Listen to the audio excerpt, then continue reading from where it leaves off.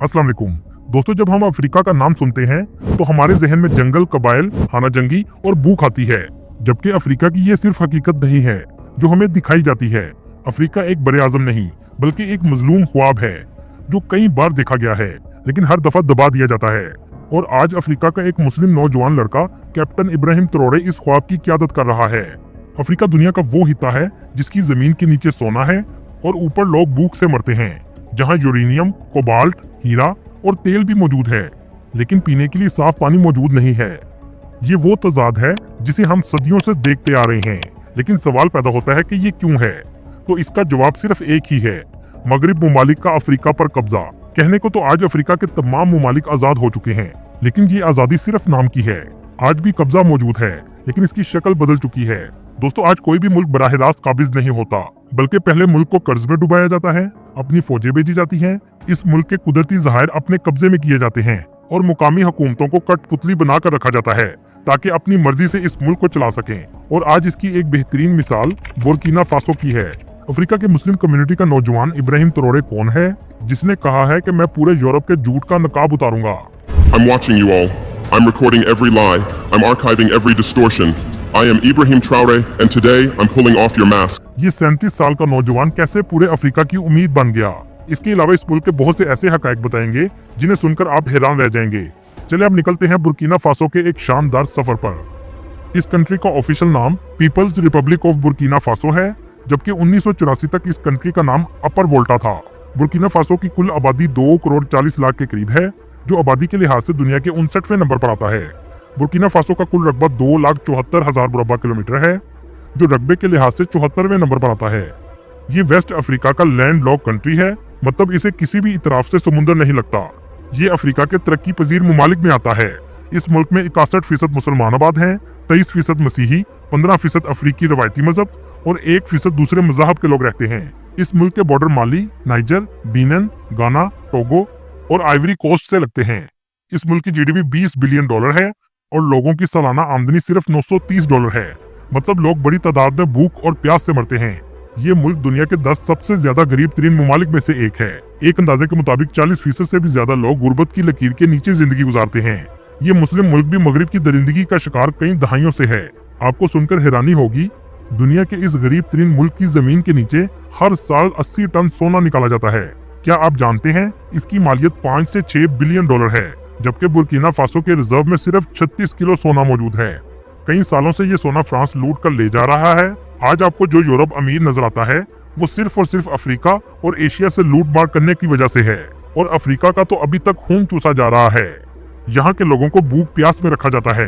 Burkina Faso Africa का चौथा सबसे ज्यादा सोना पैदा करने वाला मुल्क है, जबकि इसका हमसाया मुल्क माली अफ्रीका का तीसरा सबसे ज्यादा सोना पैदा करने वाला मुल्क है, और माली भी मुस्लिम कंट्री है। इस मुल्क का कैपिटल वागाडोगू है, जो मुल्क का सबसे ज्यादा आबादी वाला शहर है।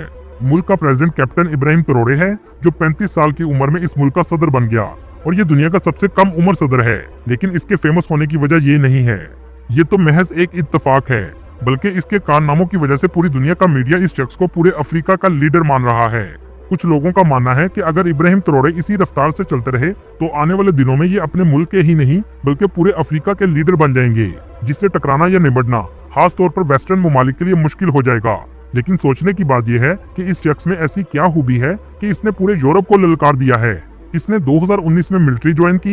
ये पढ़ा लिखा और बहुत ज़हीन बचपन से ही था। 2020 में ये मिलिट्री का कैप्टन बन गया। इसने कैप्टन बनने के बाद देखा कि मुल्क की आर्मी के पास पैसा ना होने के बराबर है, जबकि सियासतदान अयाशी की जिंदगी गुजार रहे हैं। जनवरी 2022 में फौज ने मुल्क का इक़्तिदार संभाल लिया और ये लड़का इस अमल में एक सिपाही का काम सर अंजाम दे रहा था। मुल्क का कायम मुकाम सदर पॉल हेनरी को बना दिया गया। जब इस शख्स ने भी वादे पूरे नहीं किए तो इस लड़के ने अपनी टीम के साथ इक़्तिदार खुद संभाल लिया और पूरे मुल्क में फौजी कू कर दिया। इस शख्स की काबिलियत का अंदाजा पूरी फौज को था। इसी वजह से पूरी फौज की रजामंदी से इसको सदर बना दिया गया। कैप्टन इब्राहिम ट्रोरे ने सबसे पहले फ्रांस की आर्मी को अपने मुल्क से निकल जाने का हुक्म दिया, और ये दुनिया के लिए सबसे ज्यादा हैरानकुन बात थी। और यहाँ तक कि 1 महीने में मुल्क छोड़ने की धमकी लगा दी।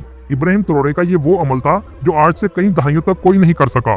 पूरे मुल्क के गोल्ड के एक्सपोर्ट के लाइसेंस मंसूख कर दिए गए ताकि मुल्क से सोना बाहर ना जा सके, क्योंकि फ्रांस ने इस मुल्क को खोखला किया है।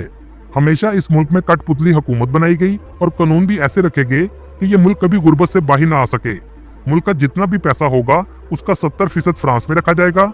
अगर मुल्क को पैसे की जरूरत पड़ेगी तो फ्रांस में 70% पड़ा हुआ मुल्क का पैसा लोन की शक्ल में दिया जाएगा, जो सूद के साथ वापस करना होगा।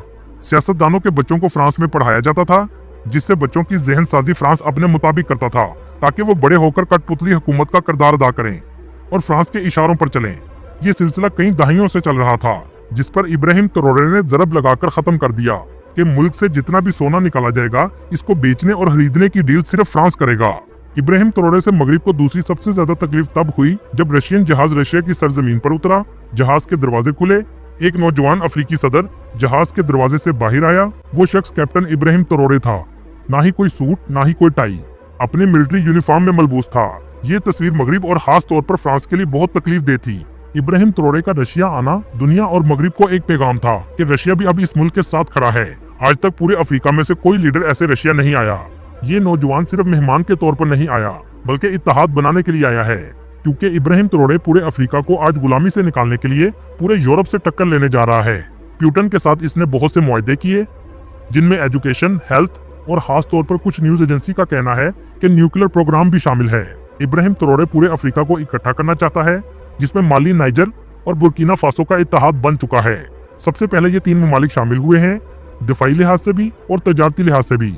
इन तीनों ममालिक के लोग आपस में बगैर वीजा आ जा सकते हैं और इनकी मिलिट्री भी मिलकर काम करती है। अपने मुल्क से फ्रांस की करेंसी को खत्म करने जा रहा है। दोस्तों, यहाँ आपको एक अहम बात बताता चलूं, जिस भी अफ्रीकी ने आज तक यूरोप को ललकारा है, उसे कत्ल कर दिया गया है।